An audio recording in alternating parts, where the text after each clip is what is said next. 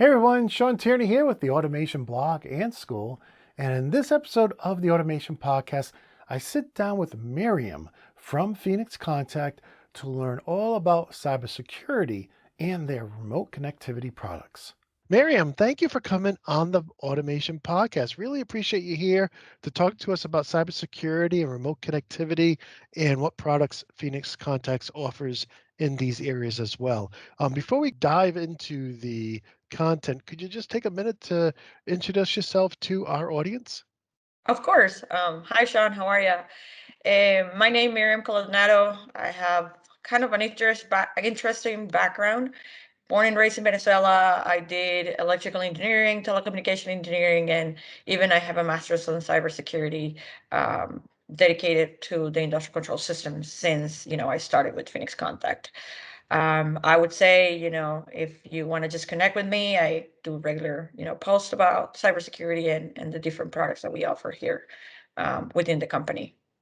So, today I wanted to start kind of like the story of the conversation about cybersecurity with the message of the Internet of Things, right? IIoT or IoT, because this is how everybody understands it a little bit easier. The Internet of Things is those words that you see on the screen. It's convenient, it's effective, it's immediate, it's easy, it's fast, it's entertaining, and it is repeatable. And the idea of all of this is to kind of, create some or modify some type of behavior for the better most of the time. My example at this time is the activity tracker. So you have an activity tracker somewhere within your body, a iWatch, an Apple Watch, or maybe like some type of Fitbit. This device, you go for a run, you go for a walk, day one, and what it's doing is talking to that app on your phone through maybe Bluetooth technology, right? That's what we're start calling the infrastructure. That app is already talking to the internet, to the specific data center or the website, whatever that main data is being stored. And while at the same time all this data gets stored, it also gets represented back to you and back to your friends, um, through the app telling you, well, you did 10,000 steps today, do you want to do 10,001 tomorrow? And same thing, you can connect it to your social media so you can compete with friends, making an entertaining experience out of all of this. Now move the same concept, right, of the watch connected to the phone through Bluetooth, connected to the internet through cellular, connecting, all the way to the data center, following fiber cables all around the internet on the globe. Move this to an automation application, right? This is what we're calling in the industrial Internet of Things, Industry 4.0, smart automation, smart factory, uh, the automation revolution. The entire goal, it's pretty much the same, right? We want it to be easy, we want it to be relatable, we want to improve something within our business.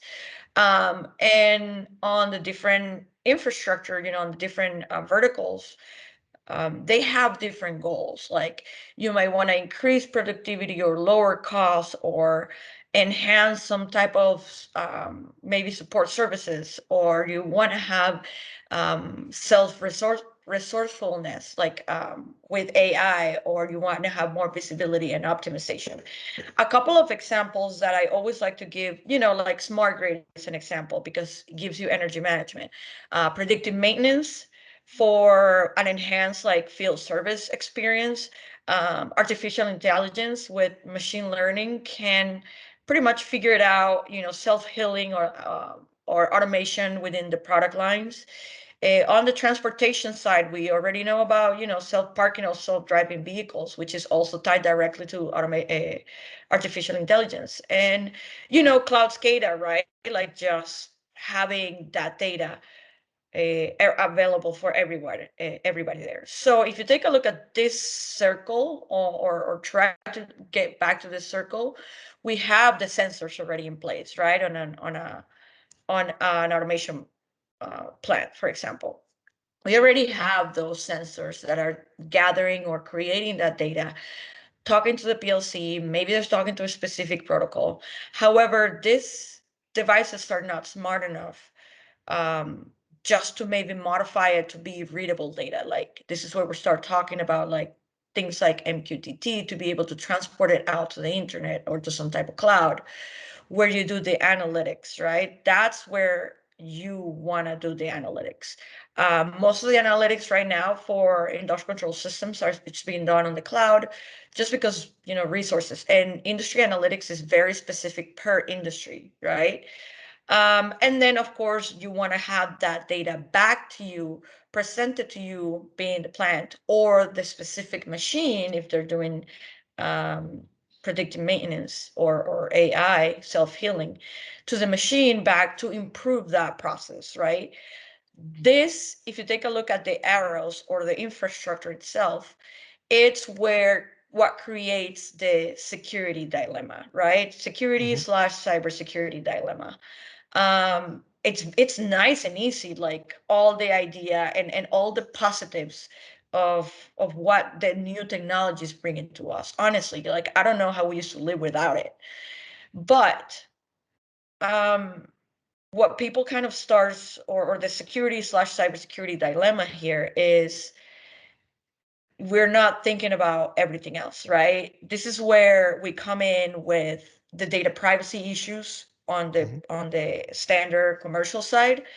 But then on the IIoT or the factory itself, it's the disruption of networks, it's the ransomware on the pipelines, is Hmm. the downtime on an automotive plant, or the worst comes to worst scenario, no water or electricity to users in a specific part of town, right? Or city. So to be honest, cybersecurity is not easy. It's not 100% effective. It's a continuous process that you have to do. And it's not, there's no magical formula. And this is why people always have a hard time to even just start it. But it is not hard. You have to think about it as, and I always like to give this analogy. I'm a big puzzle person, and you have to see it as one of those all white or all black infinity puzzles, how they call it, right? Hmm. Hmm. And you kind of just want to take a step back on that puzzle and maybe try to kind of start with the outside pieces, the basics, and then walk your way in with time and with knowledge and kind of trying to remember everything you did, while balancing the entire process. And because again, cybersecurity will also disrupt an ICS application, right? Without disrupting that process. Let's jump on that, right? And how to kind of tackle that cybersecurity puzzle, right? There's different approaches that a lot of our industrial control systems customers kind of take, and they're all valid. They all work, at least to start or to try to get you going. I mean, even you will have a better posture than you had yesterday, right? With a couple of these items that I'm going to mention. So for example, defense in depth. Defense in depth is a military concept that everybody has heard about before. Sean, are you a fan of Game of Thrones? I have watched the Game of Thrones. I wouldn't recommend it to certain people, but yes, I've watched it. Yep. Yeah, so it's also that defense in depth is also known as a castle approach. And Game of Thrones, they have so many words that you understand what that means. You have a critical item on the middle, you have your castle, right, that you want to protect in the middle, and around your castle you still have streets and city and other people, and different set of walls, including the big wall on the outside and a trench and archers and a river and different security measures or different security layers to protect your critical asset. So that same concept of castle approach is this defense in depth that can be applied for industrial control systems security. Because one, like you just said, you're not going to put one thing and you're going to be protected. That's not how it works. So multiple layers of defense. Let me give you a quick approach on how does this work. So if you're on industrial controls or you have your enterprise IT department, right? Work with them. That would be your main layer. That would be your big, great firewall, right? Allow them to be connected to the internet. Allow them to protect your enterprise the way they've been doing it for the past forever years, right? Hmm. And work with them to implement and use their tools to be able to see and monitor your own plant network. However, add an isolation between enterprise and OT. This is where we start talking about IT versus OT, who owns, who manages. Because even your own IT department can disrupt operational systems by like doing something like a Windows update, because I've Hmm. seen it before.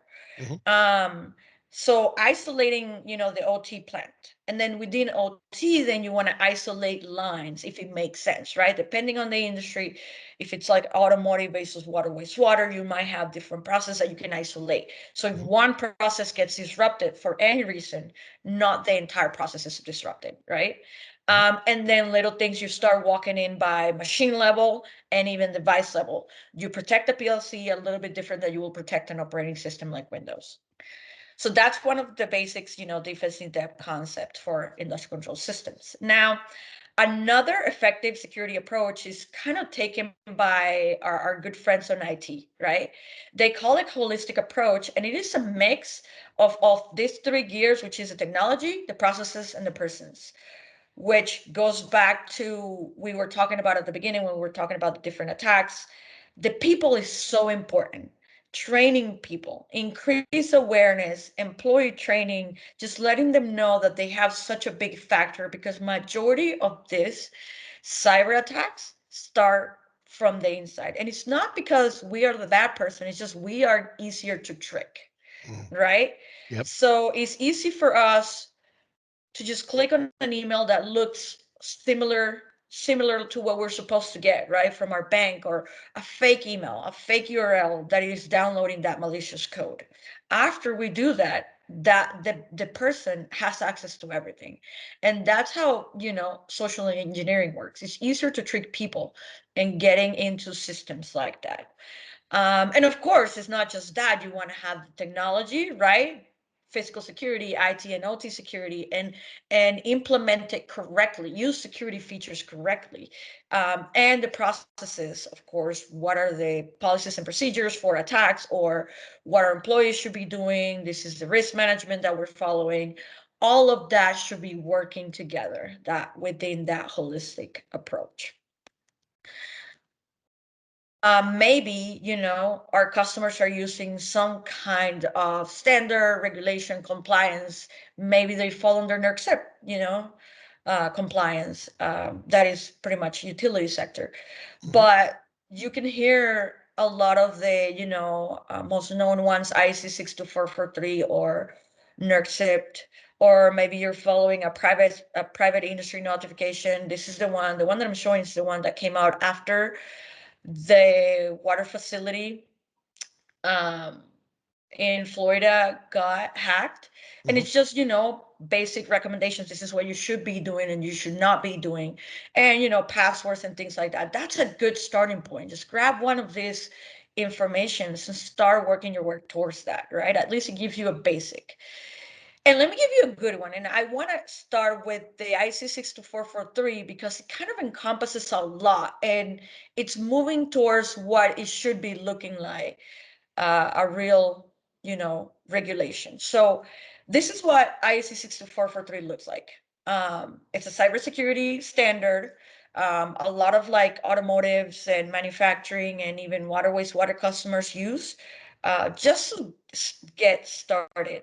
It has standard general concepts, like you can see the 4 layers, but to give you a brief summary, it gives it splits the responsibility between a lot of parties, not just one. For example, NERC, it's all the end user. The end user has to be compliant with Hmm. NERC. Yeah. They can use anything. It doesn't really matter. They can use, for example, they can use an industrial firewall or a VPN, but it doesn't matter what they use, and they are the ones that have to be compliant. The difference with IC 62443, if you take a look, for example, layer 4 and layer, I think it's 3 as well. The component layer means that we have to develop products that are, from the development side, right?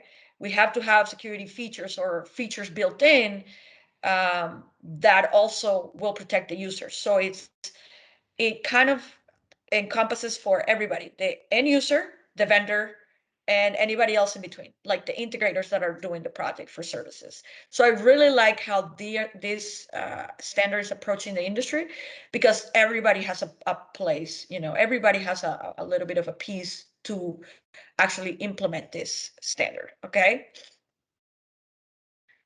Now, this is where we jump into what we call critical infrastructure protection within Phoenix Contact, right? And I wouldn't be here without talking about where we're coming from. And what we call our 360-degree security. We have secure products, secure solutions, and secure services um, that are in continuous improvements, right? To offer anybody and our customers as well a complete range of whatever they're really looking for. And let me give you the first portion is, we are not perfect. Nobody's perfect. Everybody is going to have vulnerabilities. If they haven't have it yet, they will. And one of the things that we take seriously we also have uh, Phoenix Contact Cybersecurity um, team within Germany, is we have a product security incident response team. Any vulnerability that we have, we show them. We have a website, and we tell you how to fix it. And what firmware would fix it and how to do it. And another thing that kind of ties back to the IEC 62443-4-2 is secure development. We are, with some of our products, we already are approved for that specific standard. And we're working towards the majority of the products that we have around the infrastructure, right? Around the technology that connects other things within industrial control systems plan. So for example, our variety of products, we have our radios that have encryption, our managed switches that you can kind of configure to make sure they're secure, disabling ports and using MAC-based filtering. Our WLAN technology, make that WLAN is, what everybody calls, Wi-Fi, and that's the standard best practice for everybody. Hey, use a long password, make sure it is a secure, use WPA2 encryption and all of that. And of course, what I represent, which is the industrial firewall, which is the mGuard. It's the one that will actually filter in and out the data packets themselves and allow users or machines to talk or not talk to devices that they're not supposed to. Um, Moving on with the other piece of the pie is a secure solution. So it really doesn't matter what industry you're sitting on or what standard you might be following. This is something that you might want to kind of think about. So for example, I'm just going to grab a couple of these examples. Like the automotive industry, they really care about the ability of their systems, because that's the most important asset. So even security mechanisms on an automotive industry, the way these machines are talking to each other so fast, it can be done.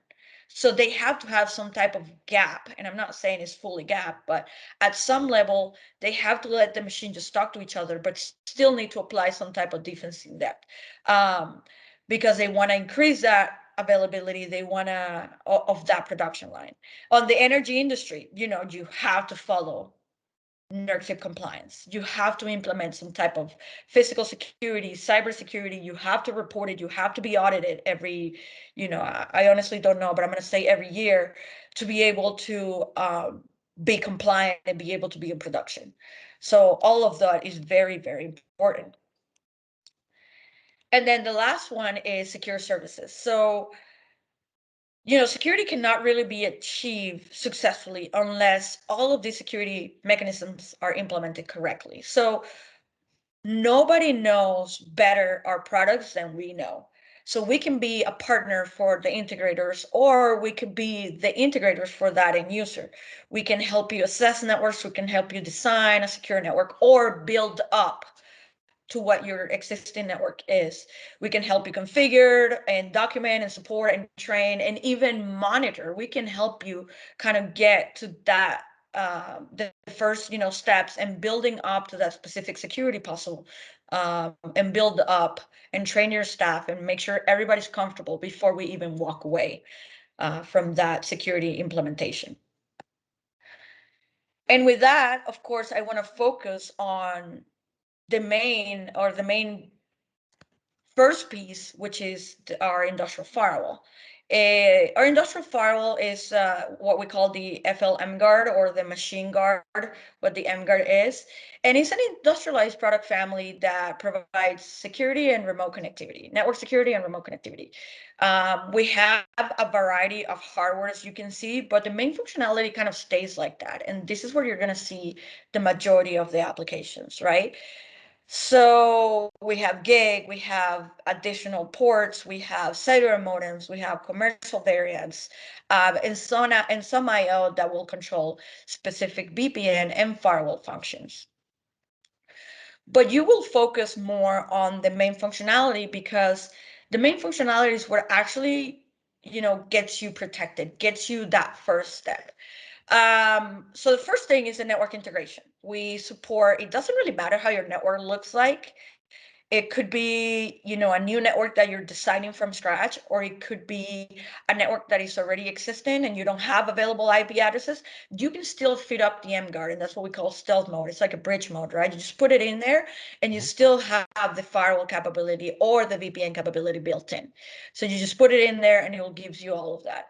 Or if you have, and that's kind of like the stealth application right here. I just wanted to show the image.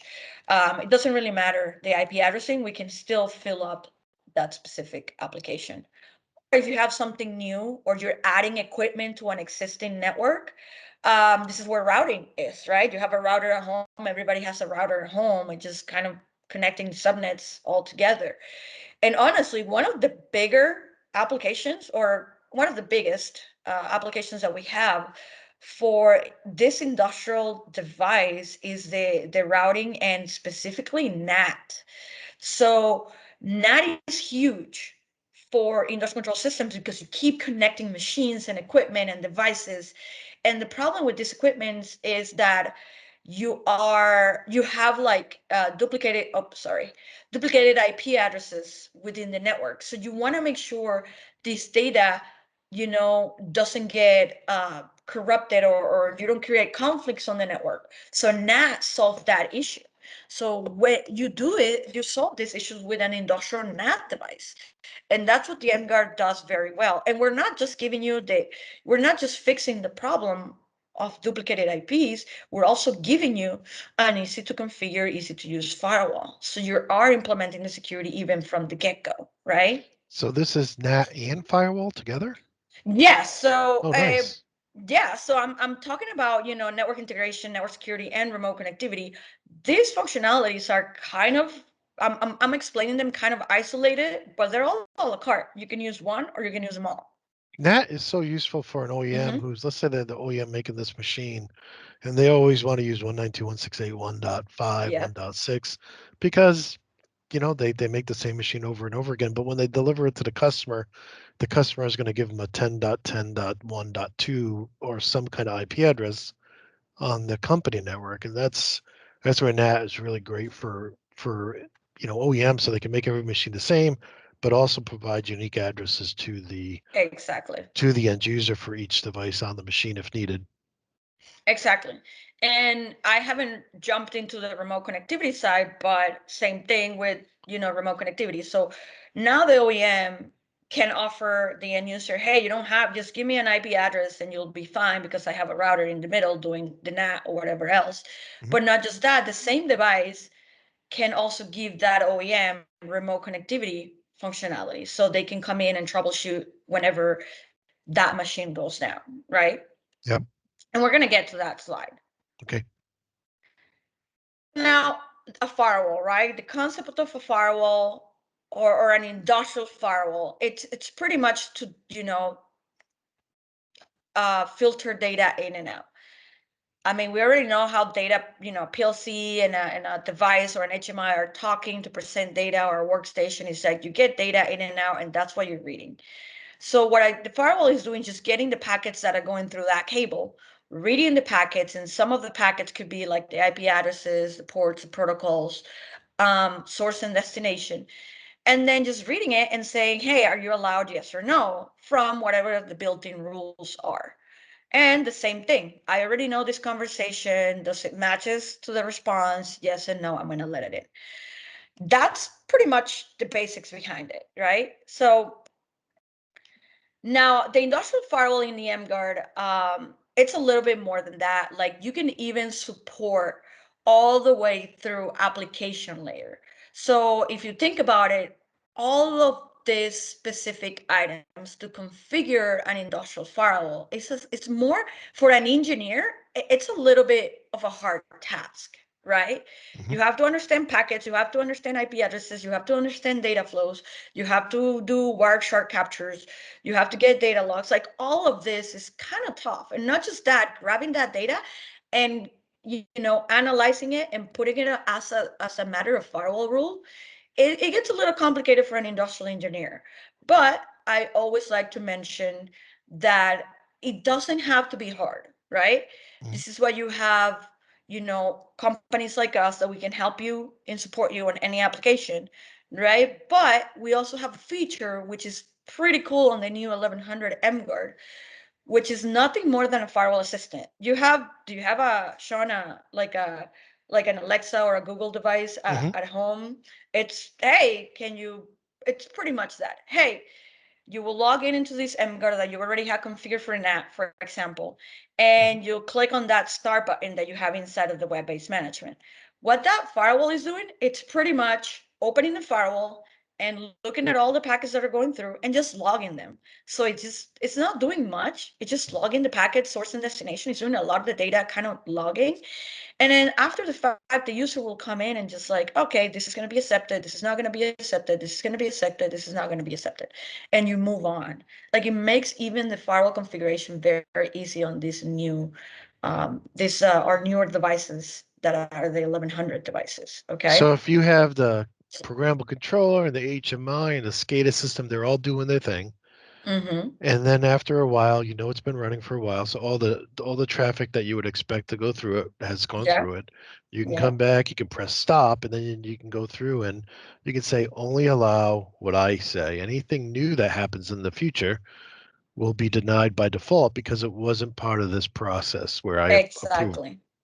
That's big. That's huge. Yes. And we even have one more step after the fact. Like if there is like a new, let's say a new SCADA update that new packets are going to be talking in between the machine and that factory network, Mhm. there is an additional feature that you can still follow these firewall rules, but any new traffic, you will be alerted. Oh, So if you know something is going to come in that you might still need, you can have that enabled and it will alert you and be like, all right, let me review what they got, what the firewall got, and is this what I'm supposed to or expecting to see with the new update.